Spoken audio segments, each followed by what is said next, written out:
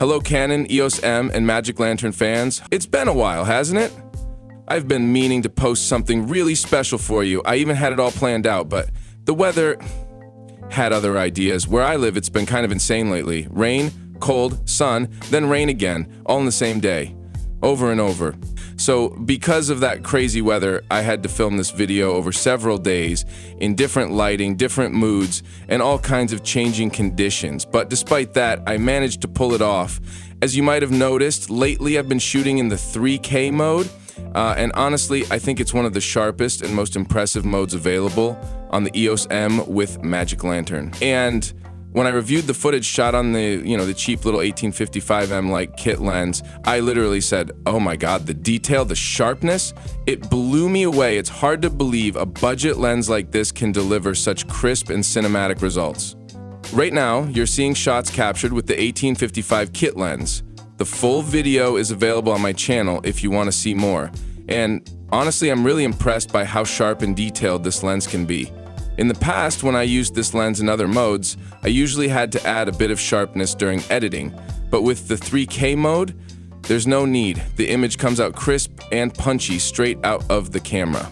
So then I thought to myself, all right, but what if I take the legendary Sigma 1835 and compare it to the humble 1855 kit lens? Yeah, I know.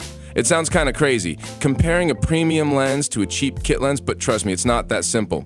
So I recorded a new video, the one you're watching right now, shot entirely with the Sigma 1835. Let's see how it stacks up. This lens is incredible. Constant aperture of 1.8, super sharp, and I absolutely love the way it renders flares and sun rays in video. It really gives the image a unique cinematic touch. But here's the thing, when you closed to around 5.6 or higher, I honestly can't say the 1855 kit lens looks that much worse. In fact, I'd say the results are surprisingly close. So before we jump into the comparison, let's quickly talk about these two lenses. First up, the Canon EF-M 1855, the classic kit lens. It's lightweight, has image stabilization, and covers a versatile zoom range for everyday shooting. Its biggest strength is affordability. You can find it on eBay for around $40 or $60. However, its variable aperture means you'll lose light as you zoom in, and it doesn't offer that dreamy, shallow depth of field like faster lenses. Now let's talk about the Sigma 1835, a true favorite among budget filmmakers. It's razor sharp, fast, and has a beautiful image character, but here's the game changer. It uses an EF mount, which means we can pair it with a speed booster on the camera. This reduces the crop factor in 3K 1x1 mode and effectively transforms the aperture to around f1.2. That's insane for low light shooting and shallow depth of field. Of course, the Sigma is bigger, heavier, and lacks image stabilization, and the price is higher too. Still, with all that in mind, is the real-world image quality difference that dramatic? Let's put them to the test and find out. So, like I mentioned earlier, the weather these past 2 weeks has been totally crazy. But one morning, I saw that we'd get a few hours of sunshine before the clouds came back, and I knew I had to take the chance. I headed out to a park where I sometimes train just to shoot this lens comparison for you in proper sunlight. Now, this comparison is all about wide open apertures. I personally don't see much point in comparing these lenses at f5.6 or f8 because the sharpness becomes very close. But wide open apertures, that's where the real character of a lens shows up. So let's see what these two lenses can really do when they're pushed to their limits. All right, here's the first comparison, and the very first thing that stood out to me was the color. To my eye, the Sigma delivers a more accurate tone and color temperature right out of the box. You can also notice a slightly creamier background blur, but honestly, I wouldn't say I strongly prefer one image over the other. Both have their own charm, and depending on the mood or scene, either could work beautifully. For this test, I used a standard EF to EF-M adapter, not the speed booster. That means there's no optical element changing the field of view or boosting the light. What you see here is exactly how the lenses perform natively on the Canon EOS M crop sensor. And of course, everything was recorded in 3K 1x1 mode at 10-bit RAW using Magic Lantern, one of the sharpest and cleanest modes available on this little camera.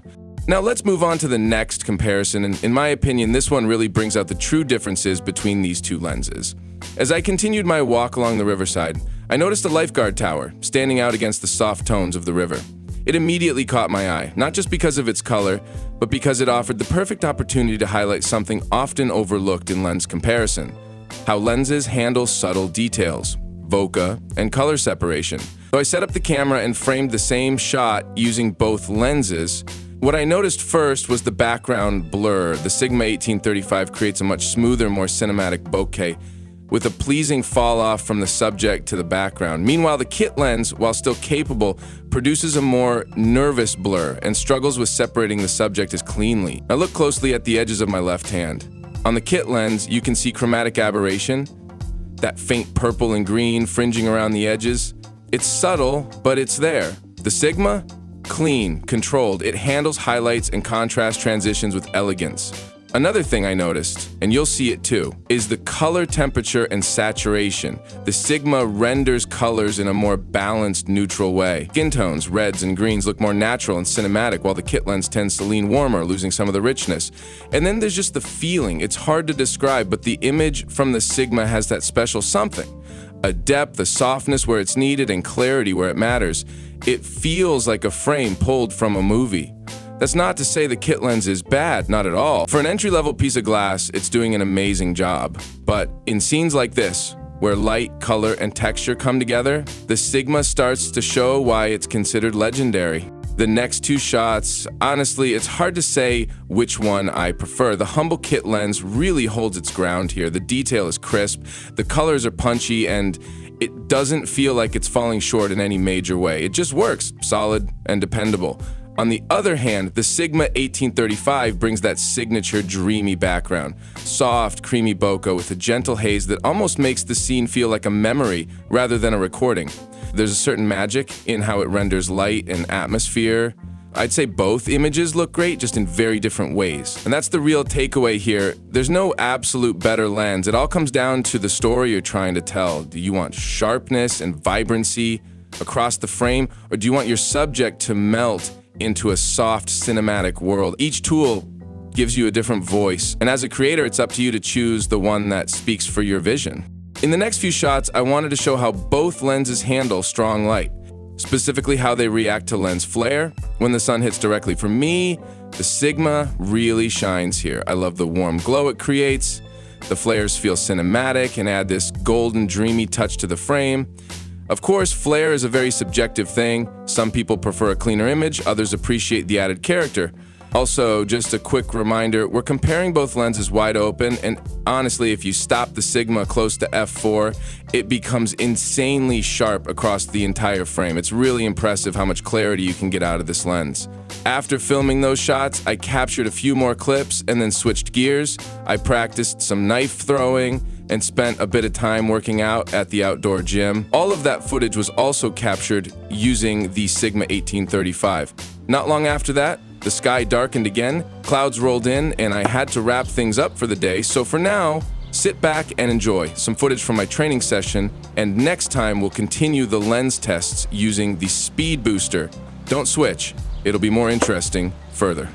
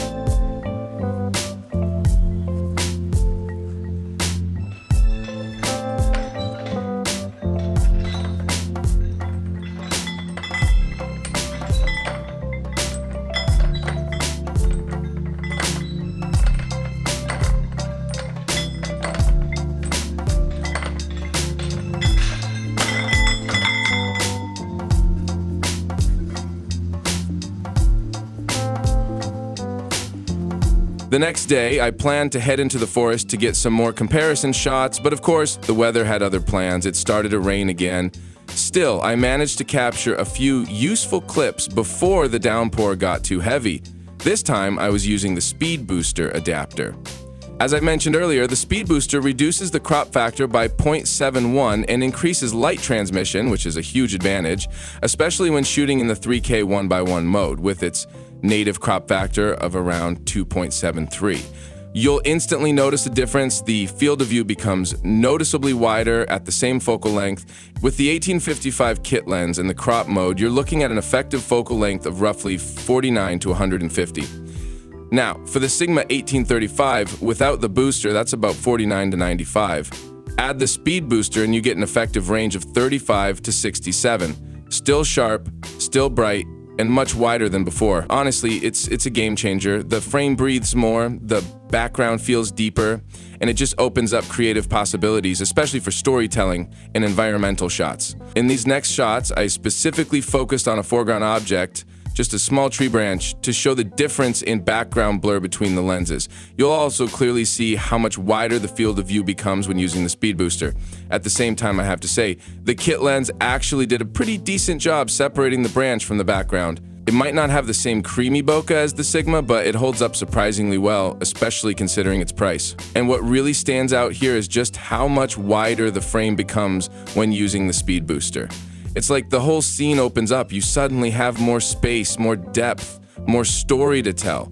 Plus, the added background blur at that boosted aperture of f1.2, it's honestly wild. The separation you get, the softness in the background, it adds a dreamy, almost film-like feel. And yet, even the humble kit lens holds its own.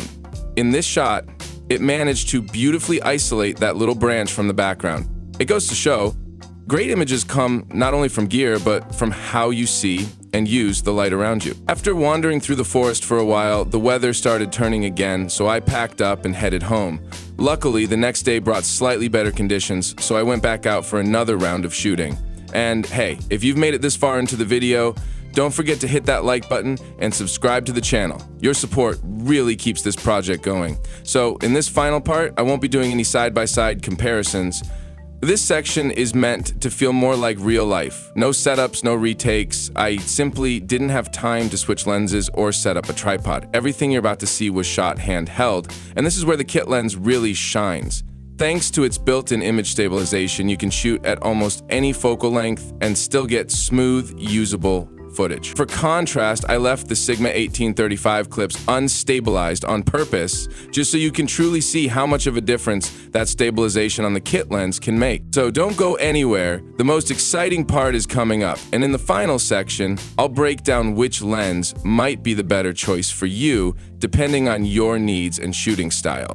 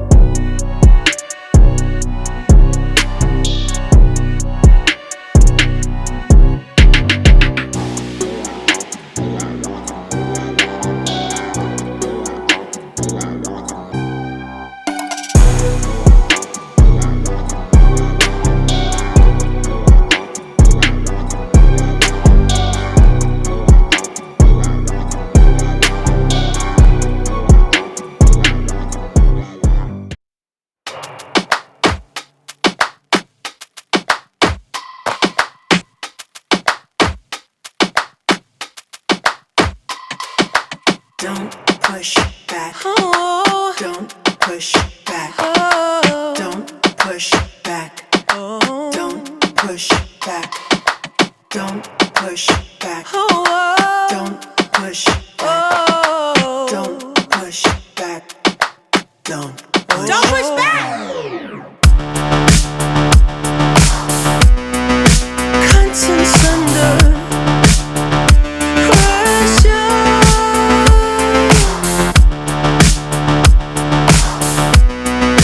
Contents under pressure. Huh? Content under pressure.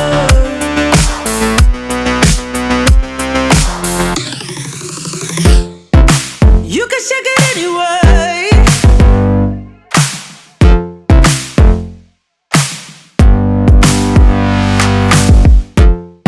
Well, you can shake it anyway. Oh. Well, you can shake it anyway. Oh.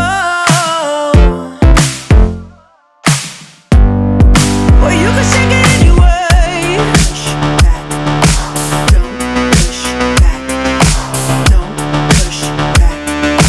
Don't push. That's the limit. Don't push back. Don't. No, that's the limit. Don't push back. Don't. No, that's the limit. Don't push back. Don't. Oh, that's the limit. Don't push back. Don't. Yeah, that's the limit. Don't push back. Don't.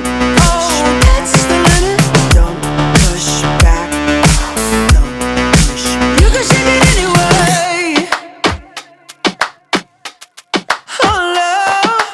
Oh.